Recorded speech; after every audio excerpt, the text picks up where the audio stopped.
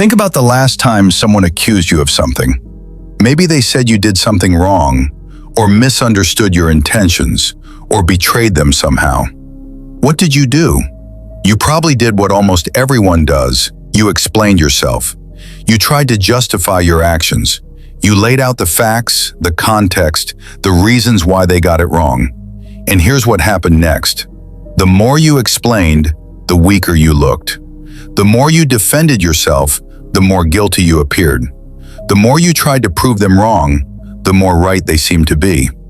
That moment right there, that's when you lost.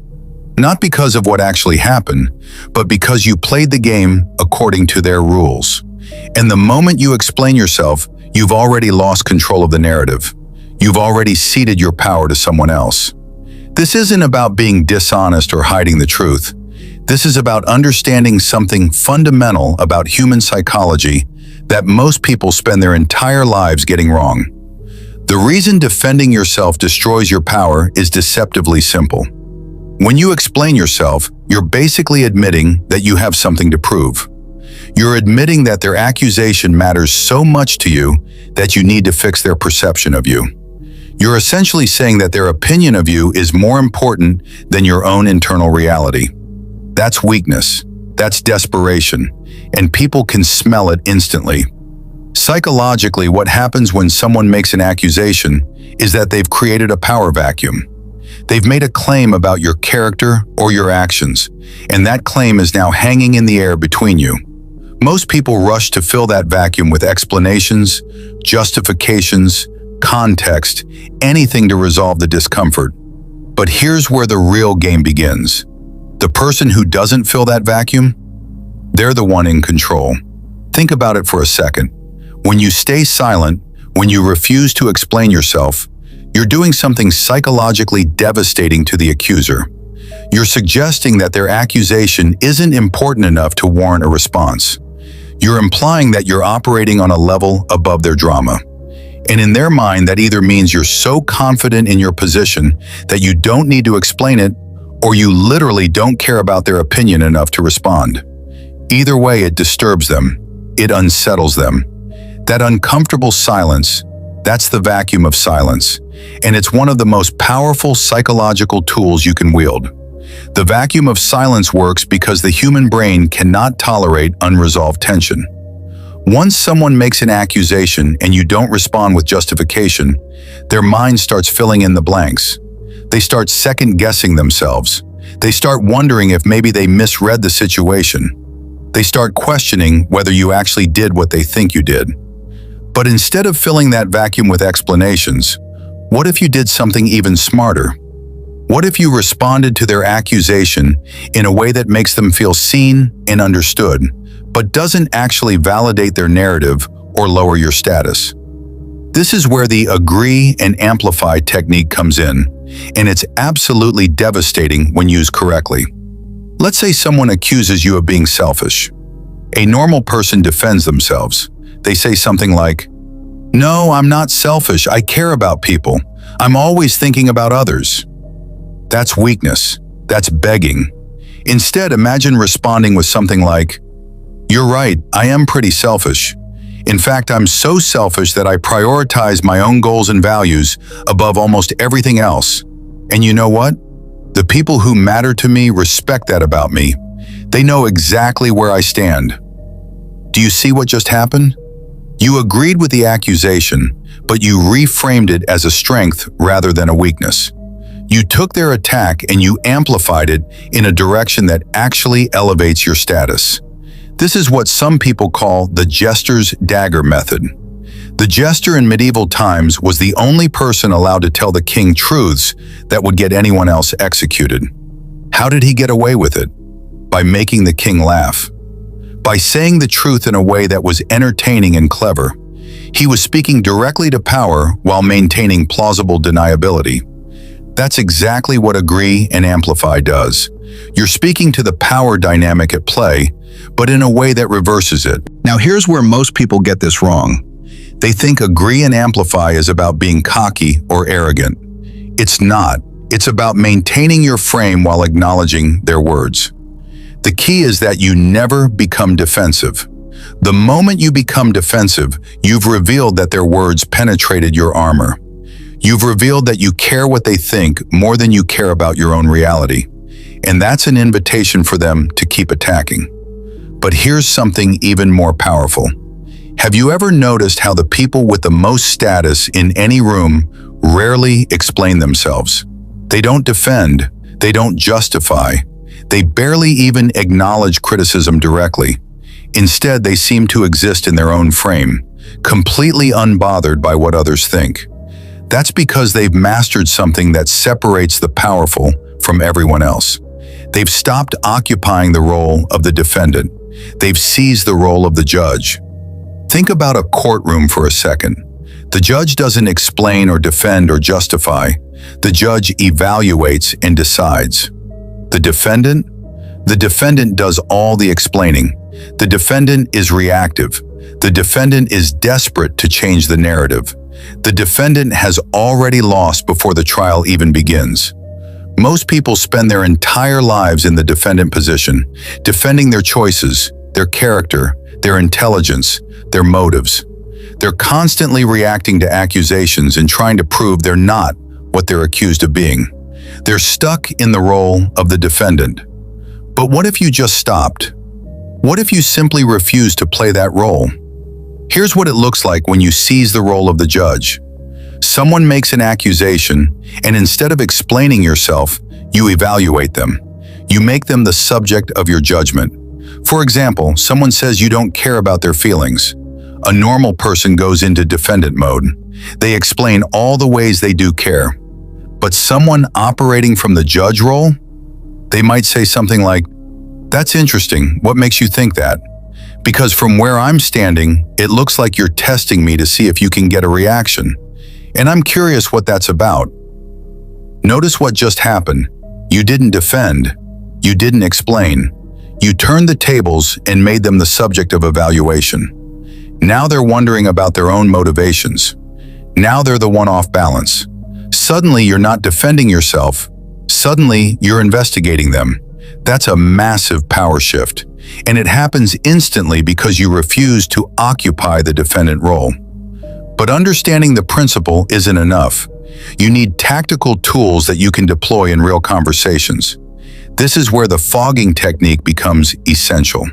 Fogging is a method where you acknowledge the other person's perspective without ever actually validating or refuting their claim. It's a way of responding that seems agreeable while actually maintaining complete control of your internal reality. Let me show you how it works. Someone says you're always late and you don't respect their time. A defensive person would explain. They'd say, "I'm not always late. I was on time for our dinner last week. And I do respect your time. I'm just dealing with a lot right now." That's defensive. That's weak. Someone using fogging might say, "Yeah, you might be right about that. I definitely have a pattern with time management that I'm aware of." See what happened there? You acknowledge their observation. You made it sound like you're self-aware and reflective, but you didn't actually apologize or take on their judgment as truth. You didn't explain. You didn't defend. You just reflected it back in a way that makes you seem even more confident and self-aware. That's fogging. And the reason it's so powerful is because most people are looking for validation of their accusation. They want you to get upset or defensive or try to prove them wrong. When you simply acknowledge their perspective as though it's just one observation among many, it deflates the entire accusatory dynamic. Now, all of these techniques, the vacuum of silence, agree and amplify, fogging, seizing the role of judge, they all work because they're built on a foundation of something deeper. They work because they're expressions of something Machiavelli understood better than almost anyone else. Machiavelli knew that true power isn't about being liked or approved. True power comes from not needing approval in the first place. When you're built on a foundation where your self-worth isn't dependent on what others think of you, then suddenly all of these power dynamics shift. Suddenly you don't need to explain yourself because your value isn't on trial. Suddenly silence doesn't feel uncomfortable because you're not desperate for them to think well of you. Suddenly you can agree and amplify without seeming desperate because you're genuinely at peace with who you are. This is what Machiavelli meant when he talked about building the internal architecture of true power. It's not about manipulating others. It's about constructing your sense of self so solidly that external attacks can't penetrate it. Think about the people in your life who seem genuinely unbothered by criticism. The ones who never feel the need to explain or defend themselves.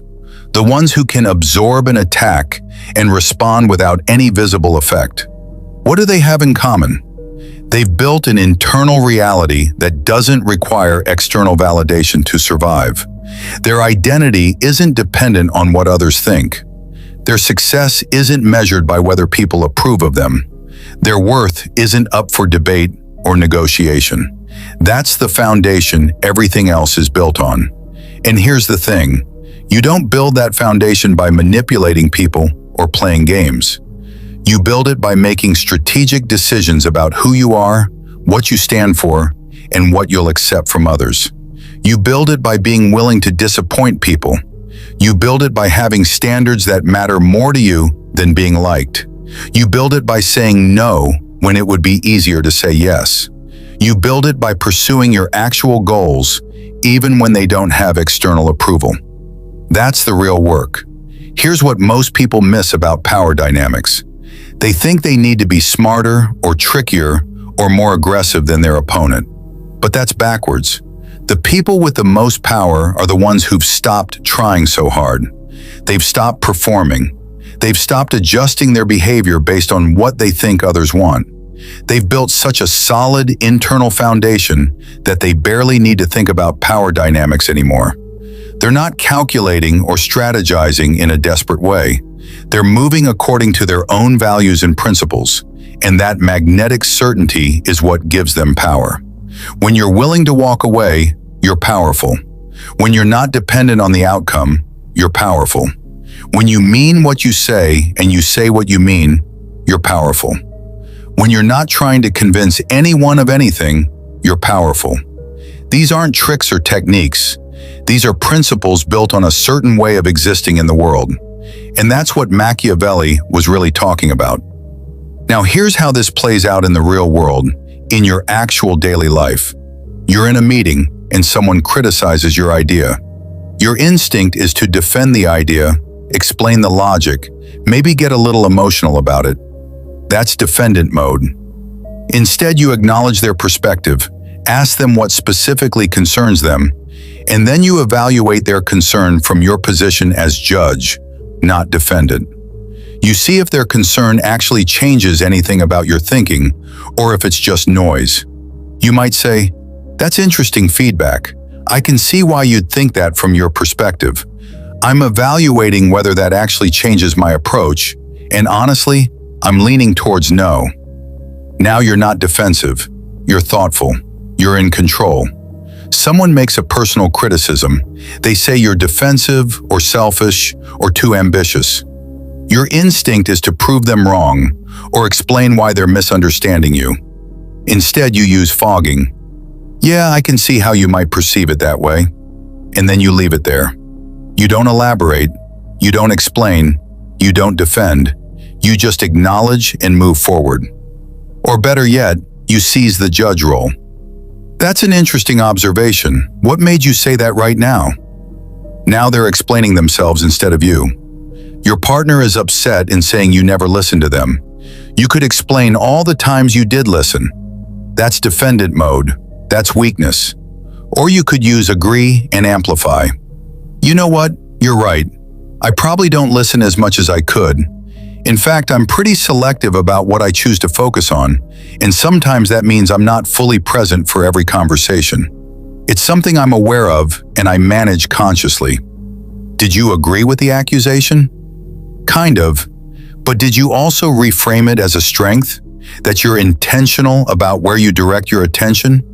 Absolutely. Did you seem defensive or desperate? Not at all. You seemed self-aware and powerful. These aren't tricks for manipulating people. They're psychological principles for maintaining your power in situations where someone is trying to destabilize you. And here's the truth that most people avoid thinking about. People are always trying to manipulate you. People are always trying to make you feel small so they feel big. People are always testing your boundaries to see if they can push you around. That's not cynicism. That's just how human psychology works. We're always reading power dynamics. We're always testing to see how much influence we have. The question isn't whether people will try to manipulate you. The question is whether you'll remain conscious and intentional about power dynamics, or whether you'll stumble through life getting played by people who actually understand the game. Here's what happens when you become conscious of these principles. You start noticing patterns everywhere. You notice how the most influential people in your life rarely explain or defend themselves. You notice how they move through social situations with a kind of ease that comes from not being desperate. You notice how they can be completely unbothered by criticism because it doesn't land on them. You notice how they maintain their frame no matter what's happening around them. That's not because they're special or born that way. It's because they've made conscious choices about how to exist in the world. They've decided that their internal reality matters more than external approval. They've decided that maintaining their frame is more important than being liked. They've decided to stop playing the defendant role. And once you see it, you can't unsee it. Think about Machiavelli's core insight. He studied power. He watched people throughout history, and what he noticed was that the people who lasted, the ones who actually built something meaningful and enduring, were the ones who understood that power comes from within, not from external circumstances. They understood that you can lose everything external, your money, your status, your connections, your reputation.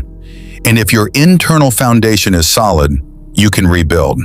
But if you're dependent on external approval or external validation, you lose everything the moment external circumstances change. That's why defending yourself is so dangerous. Every time you defend yourself, you're reinforcing the idea that your identity is something that needs external validation or fixing. You're reinforcing the idea that what others think of you is the truth that matters. You're reinforcing weakness. Instead, what if you built a different kind of power? What if you decided right now that your worth is not up for negotiation? What if you decided that you're going to stop explaining and defending and justifying your existence to people who don't deserve that explanation? What if you decided that criticism and accusation are just information about other people, not truths about you? What if you decided that silence is your ally, that fogging is your tool, that seizing the judge role is your power? You'd become untouchable, not in an arrogant way, in a clear way, in a way that actually attracts people who respect strength and repels people who feed on weakness. And that's the real game. That's what Machiavelli understood. That's what you need to understand. Here's what I want you to do starting today. Pick one situation coming up where you know you might feel the impulse to defend yourself or explain yourself or justify your position. Maybe it's a conversation with a family member. Maybe it's feedback at work. Maybe it's criticism from someone you care about. And when that moment comes, instead of explaining, I want you to stay silent for a beat. Just for a moment. See what that feels like. See what happens when you don't fill the vacuum with your justifications. Notice how it feels different. Notice how they might actually backtrack or soften their position just because you didn't play the defendant role. That one moment of silence, that one decision to hold your frame, that's going to teach you more about power than 100 explanations ever could. And once you've tried that, practice one of the other techniques. If you hear a criticism, just acknowledge it without defending. Yeah, that might be true. And leave it there. Don't elaborate, don't explain, just let it sit. Watch what happens to the other person. Watch how they have to fill the void themselves. Watch how they become uncertain. That's the power that comes from refusing to play by their rules. That's what happens when you seize control of the dynamic. This video is going to resonate with some of you differently than others. Some of you are going to instantly recognize the situations where you're constantly defending yourself and explaining and trying to prove your worth. Some of you are going to realize that you've spent years in the defendant role, letting other people be the judge of your character. Some of you are going to feel that click of recognition where suddenly these principles make perfect sense. If you're one of those people, I want to hear about it. Drop a comment below and tell me about a situation where you feel like you're always explaining yourself. Tell me about an accusation that shook you because you weren't sure how to respond. Tell me about the moment you realized that explaining might be destroying your power. Because this community, this is a space where we understand that real strength comes from being unwilling to play small. Real strength comes from seizing your power and refusing to cede it to anyone else. And if this video clicked for you, if you're recognizing the patterns in your own life and you're ready to stop playing the defendant role, then share this with someone you know who needs it. Share this with the friend who's always explaining themselves. Share this with the person you know who's constantly seeking validation and approval. Share this with everyone in your circle who's ready to understand that their power doesn't come from getting other people to approve of them. It comes from building a foundation so solid that external approval becomes irrelevant. Share this, comment, and let's continue building a community of people who understand that the moment you explain yourself, you've already lost. But the moment you refuse to explain, the moment you seize the judge role and own your power, that's when you actually win. Let's go.